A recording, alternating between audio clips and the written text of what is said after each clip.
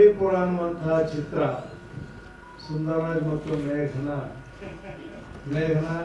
Madam ಬಾಲ ನಟಿಯಾಗಿ ನಟ, ಅಲ್ಲಿಂದ ಸುಂದರಣ್ಣ ಬಹಳ ವಿಶೇಷ. ಒಂದು ಬಡವರವರ ಚಿತ್ರಗಳು ಅಂದರೆ ಒಂದು ಕೌಟುಂಬಿಕವಾದ ವಾತಾವರಣ ಇರುತ್ತೆ. ನಾನು ಅನೇಕ ಕರಡಿಪುರದಿಂದ ಆರಂಭವಾದ ಒಂದು ಜರ್ನಿ ಇಲ್ಲಿಯವರೆಗೂ ಬಂದಿದೆ. ಬಡವರವರ 25ನೇ ಈ ಚಿತ್ರ ಬಹಳ ವಿಶೇಷವಾಗಿ ಹಾಲಿವುಡ್ ಸ್ಪರ್ಧೆಯಲ್ಲಿದೆ. ಭಾರತದ ಅದರಲ್ಲೂ ಕನ್ನಡದ ಒಂದು ಚಿತ್ರ ವಿದೇಶಿ ವಲಯದ ಸ್ಪರ್ಧೆಯಲ್ಲಿರುವುದು ನಾವೆಲ್ಲ ಕನ್ನಡಿಗರು ಸಂತೋಷ ಪಡಬಹುದಾದ ವಿಷಯ. 25 ಚಿತ್ರಗಳ 50 ವರ್ಷಗಳ ಅವರ ಜರ್ನಿ, ಅಸಾಧಾರಣವಾದ ಕಷ್ಟ, ಕಾರ್ಪಣ್ಯ ಮತ್ತು ಪ್ರಶಸ್ತಿಯ ಗೌರವ ಇವೆಲ್ಲವುಗಳ ಸಮ್ಮಿಲನವಾಗಿ ಬಡವರವರು ಆರಂಭಿಸಿದ ಚಿತ್ರ ಜೀವನ ಇದೆಯಲ್ಲ, ಅದು ಬಹಳ ವಿಶೇಷವಾದ್ದು. ಕನ್ನಡ ಮೇಷ್ಟ್ರೊಬ್ಬರಿಗೆ ಎಷ್ಟು ವೈವಿಧ್ಯವಾದ ಒಂದು ಶಕ್ತಿ ಇದೆ, ಅಭಿವ್ಯಕ್ತಿಯ ಸಾಧ್ಯತೆಗಳು, ಟ್ಯಾಲೆಂಟ್ ಅನ್ನೋದಕ್ಕೆ ಅವರು ಸಾಕ್ಷಿಯಾಗಿದ್ದಾರೆ. ರಾಜೇಂದ್ರ ಸಿಂಗ್ ಬಾಬು, ಗಿರೀಶ್ ಕಾಸರವಳ್ಳಿ, ರಘು ರಾಮಚಂದ್ರಪ್ಪ ಇವರೆಲ್ಲರೂ ಚಿತ್ರವಾಗಿ ಬಂದೇ 50 ವರ್ಷ. ಅವರು ಚಿತ್ರ ನಿರ್ಮಾಣ ಮಾಡ್ಲಿಕ್ಕೆ ಶುರುವಾಗಿರೋದಕ್ಕೆ ಅರ್ಧ ಶತಮಾನ ಆಗಿದೆ ಅಂದರೆ ಅದು ಕನ್ನಡ ನಾಡಿನ ಒಂದು ವಿಶೇಷವಾದಂತಹ ಹೆಗ್ಗಳಿಕೆಯ ವಿಷಯ. ಮತ್ತು ತಾವು ಮಾಡಿದ 25 ಚಿತ್ರಗಳಿಗೂ ಒಂದಿಲ್ಲೊಂದು ಮತ್ತು ಅನೇಕ ಪ್ರಶಸ್ತಿಗಳನ್ನು ಪಡೆದಂತಹ ಹೆಗ್ಗಳಿಕೆ ಬಡಗರವರು ಸಾಹಿತಿಯಾಗಿ ಎಷ್ಟು ಮುಖ್ಯನೋ ಹಾಗೆ ದೃಶ್ಯದ ಅಭಿವ್ಯಕ್ತಿಯಲ್ಲೂ ಕೂಡ ಅಷ್ಟೇ ಮುಖ್ಯವಾದಂತಹ ನಿರ್ದೇಶಕ.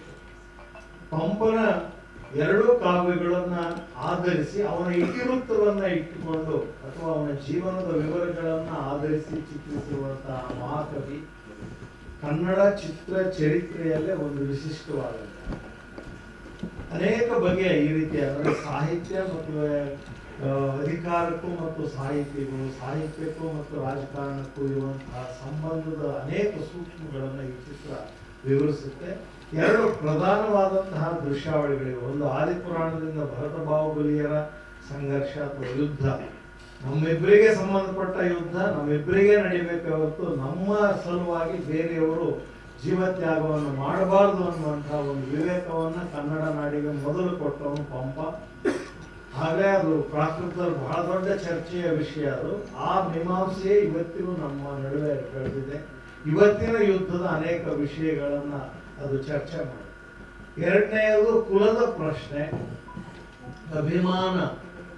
ಅಭಿಮಾನ ಒಂದೇ ಕುಲಂ ಎಮ್ಮ ಕುಲಂಗಳು ನಿಮ್ಮನೆ ಮುಗ್ಗಡಿಸಿ ತಿಂಬುವೆ ಎನ್ನುವಂತಹ ಪಂಪನ ಪ್ರಸಿದ್ಧವಾದಂತಹ ಕುಲದ ಪ್ರಶ್ನೆಯನ್ನ ಮತ್ತು ಕುಲದ ಕಾರಣಕ್ಕಾಗಿ ಕರ್ಣ ಹೇಗೆ ಬಲಿಪಶುವಾಗ್ತಾನೆ ಅನ್ನುವಂತಹದ್ದು, ಇಡೀ ನಾಯಕತ್ವದ ಪ್ರಶ್ನೆ ಬಂದಾಗ ಪಂಪ ಭಾರತದ ನಿಜವಾದ ನಾಯಕ ಯಾರು ಅನ್ನುವಂತಹ ಚರ್ಚೆಯಲ್ಲಿ ಪಂಪನೇ ಆ ಕಾವ್ಯದ ನಾಯಕ ಅನ್ನುವಂತಹ ಒಂದು ಧ್ವನಿಪೂರ್ಣವಾದ ಕಾವ್ಯದ 10ನೇ ಆಶ್ವಾಸದ ಬಹುಮುಖ್ಯವಾದ ಒಂದು ದೃಶ್ಯಾವಳಿಯನ್ನ ಮೇಷ್ಟ್ರು ಬಹಳ ಚೆನ್ನಾಗಿ ಚಿತ್ರಿಸಿದ್ದಾರೆ. ಬಹಳ ಚಿಕ್ಕದೆ, ಆದರೆ ಚಿಕ್ಕದ್ದು ಹೇಳ್ಬೋದಾದ ಎಲ್ಲ ವಿಷಯವನ್ನು ಅದು ಬಹಳ ಧ್ವನಿಪೂರ್ಣವಾಗಿ ಹೇಳಿದೆ.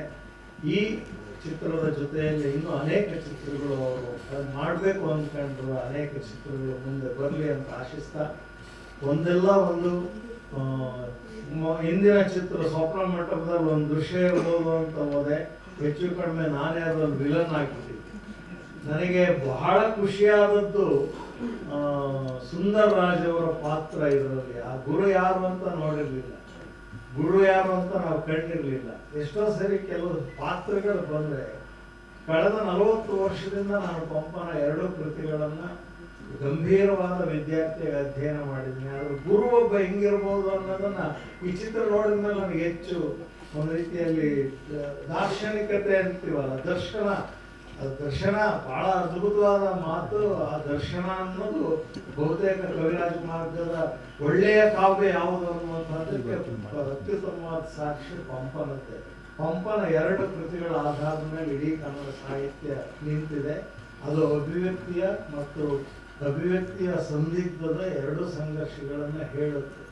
ಇವತ್ತು ಮಾತನಾಡಿದರೆ ಸಾಮಾಜಿಕವಾಗಿ ಅಪರಾಧಿಯಾಗುವ, ರಾಜಕೀಯ ಕೈದಿಯಾಗುವ ಈ ಸಂದರ್ಭದಲ್ಲಿ ಮಹಾಕವಿ, ಅತ್ಯುತ್ತಮವಾದ ಚಿತ್ರ, ಅತ್ಯುತ್ತಮವಾದ ಅಭಿವ್ಯಕ್ತಿ ಸ್ವಾತಂತ್ರ್ಯವನ್ನ ಸಂವಿಧಾನಾತ್ಮಕವಾಗಿ ಪ್ರಚುರಪಡಿಸುವಂತಹ ಒಂದು ಕಲಾತ್ಮಕವಾದ ಅಭಿವ್ಯಕ್ತಿ ಅಂತ ನಾನು ಭಾವಿಸಿದ್ದೀನಿ. ಮೇಷ್ಟ್ರಿಗೆ ಈ ಚಿತ್ರದಿಂದ ಮತ್ತಷ್ಟು ಯಶಸ್ಸು ಮತ್ತು ಇನ್ನಷ್ಟು ಚಿತ್ರಗಳನ್ನು ಮಾಡುವ ಹೊಸ ಪ್ರೋತ್ಸಾಹ ಸಿಗಲಿ ಅಂತ ಆಶಿಸಿ ನಾನು ಮಾತು ಮುಗಿಸ್ತೀನಿ.